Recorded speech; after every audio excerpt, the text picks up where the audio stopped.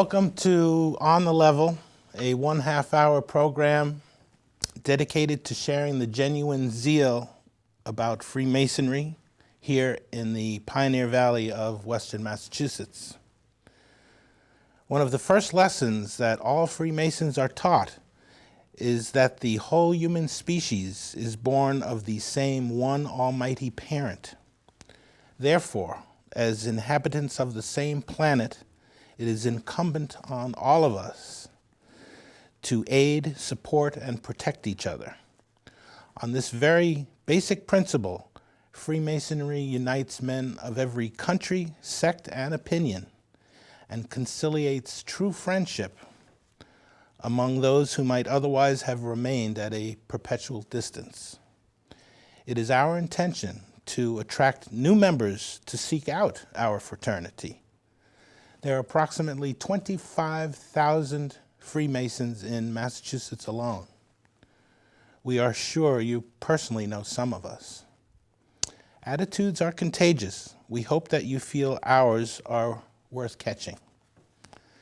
And my name is Jimmy Burgoff. I am a past master of Pacific Lodge here in Amherst. And I have with me tonight here in the studio Right Worshipful Ron Jackson, or Right Worshipful Ron Jackson, has been a Mason for over 50 years. He's been the master of his lodge, Holyoke Lodge in South Hadley Falls. He's been a district deputy Grand Master. He's been the deputy Grand Master of Grand Lodge in Boston. It's a thrill to have Right Worshipful Jackson with us today. And I wanted to ask, firstly, about the tenets of our fraternity. The word tenet, T-E-N-E-T, not tenant like in an apartment building, or tennis like playing tennis, but a tenet. And I looked up the word on my iPhone, and it is a noun, and a tenet, T-E-N-E-T, is a principle, belief, or doctrine generally held to be true, especially one held in common by members of an organization, movement, or profession. What are the tenets of Freemasonry? Well, we can talk many things about the tenets, but it really comes down to three, Jim. Brotherly love, relief, and truth. Absolutely. And could you share with us how those important tenets you try to incorporate in your daily life? Well, you do most of this as if it's second nature. If in fact you truly believe in what we're all about. Okay. But I can give you a couple personal examples. Last year, as you may recall, I was flat on my back at this time, 1 year ago. Yes. I could not do a thing. And the members of my lodge were on the phone constantly with me, checking up on me. Are you okay? What can we do? Does Gail need any help? You let us know, we'll be there. Mm-hmm. One Sunday morning, our senior warden showed up at the house and said, we're going to clean your gutters. I said, you don't have to clean my gutters. He said, we're cleaning your gutters. They went up with the ladders, got the gutters all clean, asked if there was anything else to do. Nice. And that's what it's all about. I mean, when you don't expect, to reap some of the benefits, it just happens that way. And if you truly believe in the things that you profess to, we're just not the brotherhood that we claim to be. And that was a good example. Today I was on the phone with one of our members who, unfortunately, is medically challenged at this point in time, and things don't look at all good for him. But when I got off the phone, just as we finished anyways, He told me how important that phone call was. And how many times do we think about a brother or even an individual, that might benefit just because we think enough of them to give them a call. Doesn't have to be a brother. Right. But you do make that call, and not only do you feel good about it, but think of the good that you've done for that individual, plus the family. Being the secretary of the lodge, as you know, the last few months, we've gone through an awful lot of devastation weather-wise. And I've been on the phone with our brothers in Florida and in Texas, trying to determine whether or not there was any need for our help as a lodge. Can't do everything for everyone, but we can do certain things. And most of them came back and appreciated the phone call and just said, "We're doing fine." Our master has gone out and made contacts with our Puerto Rican brethren. And in one case, we have. We have several. We have sent help. Puerto Rican brethren, don't we? And that's what it's all about. You do it because you know it's the right thing to do. It's what we, as I said before, profess to believe in. You always, not that we keep score, but my personal experience too is that the more you give of yourself, the more you seem to receive back. You get more out of it, Jim, than you could ever hope to get. Always. Yep. That's right. Absolutely. Absolutely. So that is one of the tenets, is to give freely of ourselves as best we can without injury to ourselves or family. Exactly. Because that comes first. Family comes first. Yes. That leaves truth to maybe touch on a little bit further. What I think is what you said, earlier before, and not looking for any accolades, but you really walk the talk. I mean, you walk the talk very well, and that's why. But that's what it's all about, Yes. It's the right thing to do, and you do it. And you do it, and you do as secretary. You have things to do that, such minutia that you really have to pay attention to. And apparently, after 31 years, you have that fairly well down. And I'm willing to give it up at any time. Yeah, Jim. it's a lot of work. In some ways, I know it's a thankless task. It's true. But when you believe in what we're all about, you got to keep going. You got to keep going. Yeah. You once gave a talk a year or so ago about a Mason getting on a bus. And I believe it was in reference to the bus driver noticed that the man had a Masonic ring on with the square and compasses, and he purposely gave him back more change. That's correct, yeah. In order to see just the metal of this individual. Whether or not brotherly love, relief, and truth were really going to be part of this individual's life. Right. And in this case, the brother did give back the money that was. As he was departing the bus, yes. Yeah, he gave it back. Right. So it may seem insignificant in some ways if it was 50 cents or whatever, but you know in your heart whether you did something right or wrong. Absolutely. And that's the most important. And the more you do try to live in honesty, the more it comes naturally, which is, I would say. And maybe you might even say living truthfully and honestly with people, living on the level, not trying to deceive people. It's like a muscle that you build up. You strengthen that muscle of. And it should become second nature. And then it becomes second nature. Because it's the right Takes thing work to do. at first. And you mentioned that Masonry really isn't for everybody, and that's very true as well. No, I think that's absolutely true, Jim. We, with a lot of the hoopla over the years, with the Da Vinci Code and National Treasure and you name it, there was an awful lot of hype about what is this fraternity all about.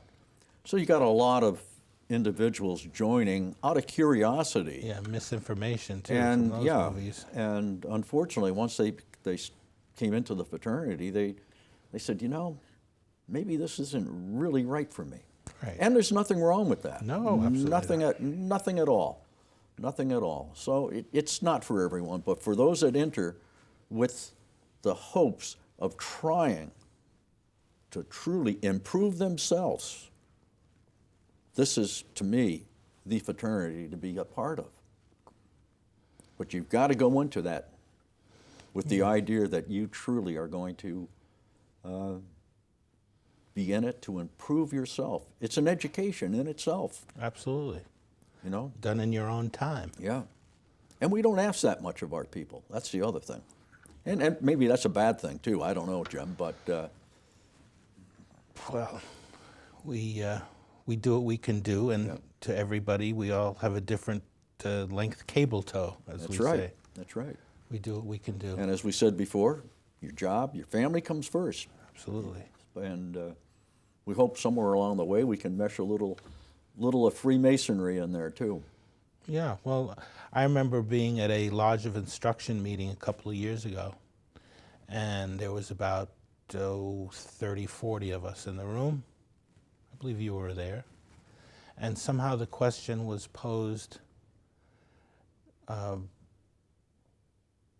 important is Masonry in your life? And to a man, everyone said it was either the most important thing or tied with having a wife and children. And that impressed me greatly, that everybody felt that way. And I'm sure for each individual, if they got into the nitty-gritty, it would be a different reason, bottom line, why, you know? Well, like anything else, I think, Jim, you only get out of it what you're willing to put into it. Okay. So, yes. so those that are active Yeah. and get out and meet other Masons, you know, all of a sudden, your sphere of friendship just keeps expanding and expanding. Right. You know, I've been fortunate. Being in the military, I've been off to many bases in the U.S. Yes. and across in Europe. And one of the first things I usually try to do is seek out a square club. Most military bases will have a square club. And you get that opportunity to be with people of the same thinking, the same type of Same good character. values. Yeah, good character, good Because values. we're all of different Yeah. faiths and, you know, economic backgrounds. Everything is so different, but yet we all have a certain indissoluble love for one another, you might say. I did want to read one little bit of our cipher that is printed in English, Okay. which I don't have to worry about having my tongue torn out by the roots Oh, yeah. to share. And I believe it's really the base, for me, it's part of the first degree of the 3 degrees. And it is definitely the roots of the tree that will eventually bear fruit.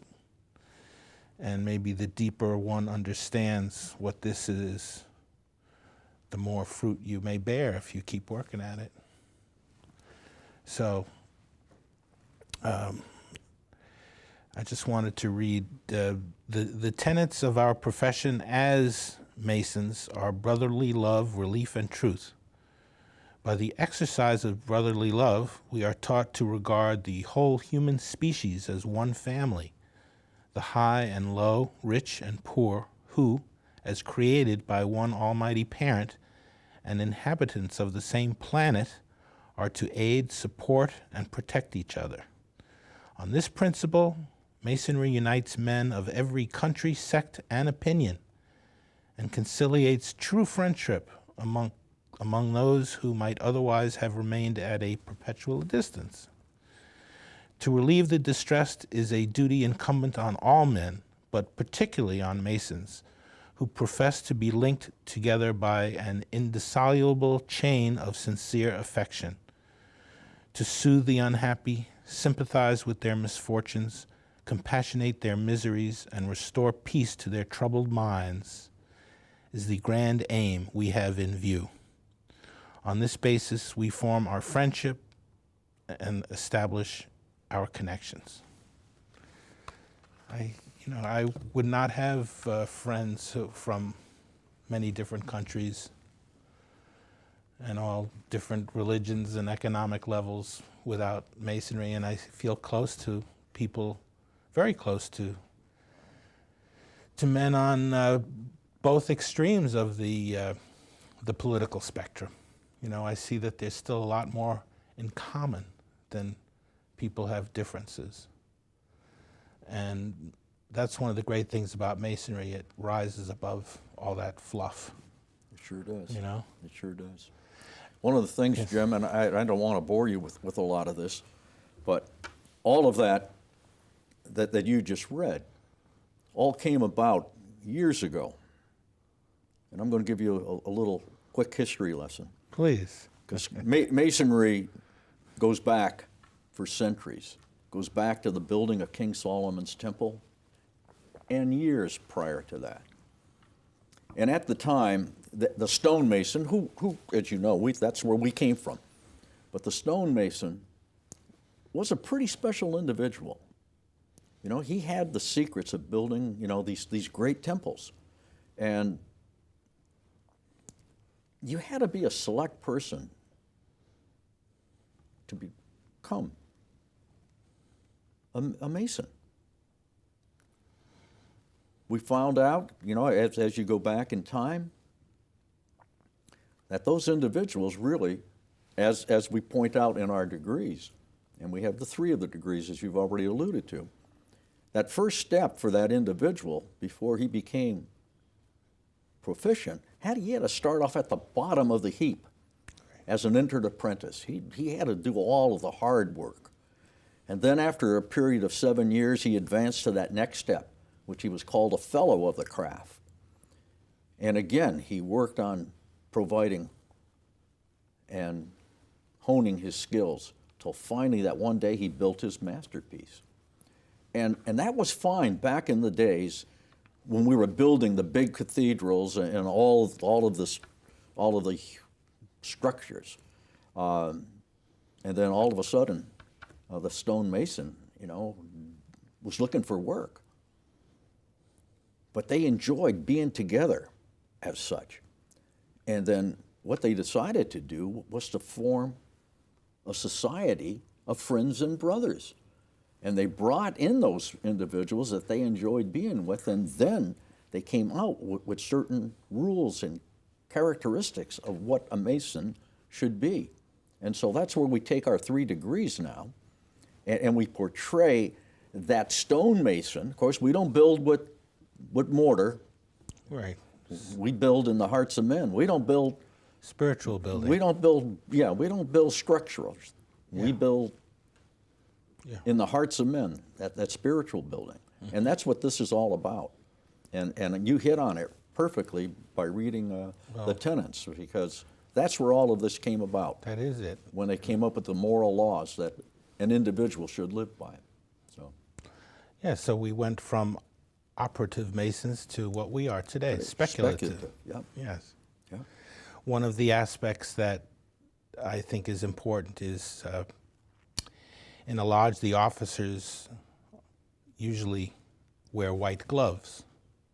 And it is my understanding that's because, being that we're all on the level, if you could see one's hands, you could see maybe one is a laborer digging ditches or pulling vines, and another brother is a judge, say, who has smooth hands.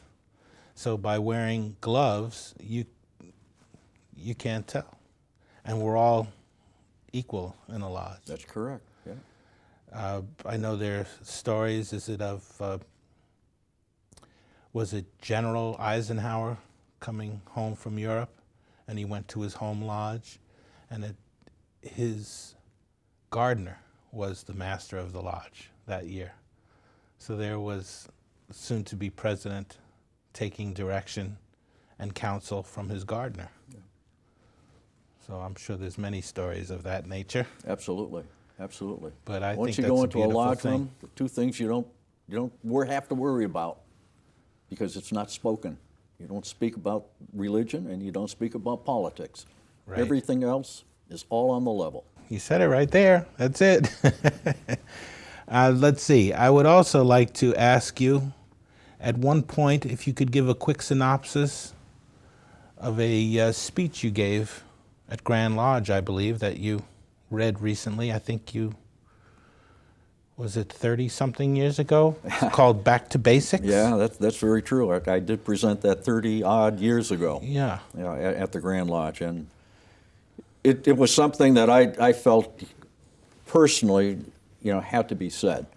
And that was, it's time to get back to our principles. Right, to the tenets. To the tenets of what we profess to be involved with. And my whole topic on that point was, it's now time to really do some thinking about who we are and what this fraternity is all about and what we want it to be about. And the way to do that is to get back to the basics that our forefathers laid down for us. Yes. As I said, we started as that operative, that stonemason, and we've progressed now. And as you pointed out, to the more of the speculative. But now we've got to put those principles into use. We've got to show that we truly walk that talk. We just don't say things and then just let it go. We really got to promote that friendship and brotherly love, relief and truth. Yes. I think it must be human nature that over time we wish to complicate every little thing. And it is a conscious effort to keep things simple. And I've learned that the best ideas, no matter how complicated the desire is to create something, the best ideas are the simplest ones. The concept of a wheel, gears. And usually it's right in front of you, Jim. Yes. That's the thing. Right. Everything that we need as a way of life, and that's one of the models that I have had, yes. From day one. To me, Freemasonry is a way of life. And if we all put that into practice, perhaps it would be a better world, Jim. Perhaps. It would be. It would be. Well, I feel very blessed to have Masonry in my life, and the many different individuals who are Masons and their families. I just feel so enriched. I feel so welcome when I visit lodges, and it's just such a wonderful thing. And I'm so glad I became a Mason. It's been 21 years. So, is there anything, we got to close very shortly. I want to thank you very much for being with me today. Is there anything that is a burning desire you may have? No, I just, it's just one of those things. I did not come from a Masonic family. Mm-hmm. My father-in-law was a Mason, however. And he had obviously quite an influence on me wanting to join Masonry. And my cousin was a Mason. And my cousin actually ended up sponsoring me into the lodge back in 51 years now, years ago. And perhaps the biggest honor I had was to bring my father into the fold. Wow. One of my last acts as master of Mount Holyoke Lodge was to see my father raised to the Master Mason degree. But as I said before, just by watching individuals in their daily life, when you really stop to think about it, they were living a Masonic life, even though they didn't really believe in Masonry perhaps at the time. But because of that, I wanted to be a part of it. And like I said before, I've tried to make those tenets my way of life. And sometimes you succeed, sometimes you don't, but you keep trying. And that's what it's all about, Jim. Right. And that's why those laws are there for us, And we got to keep hearing that. Back to basics. Back to the basics, exactly. Very good. Exactly. Well, we have to close. This half hour went very quickly, and I thank you very much. And I love you. I really do. My pleasure. Thank you so much. My pleasure. This is the second edition of On the Level. I hope you enjoyed it. Thank you much.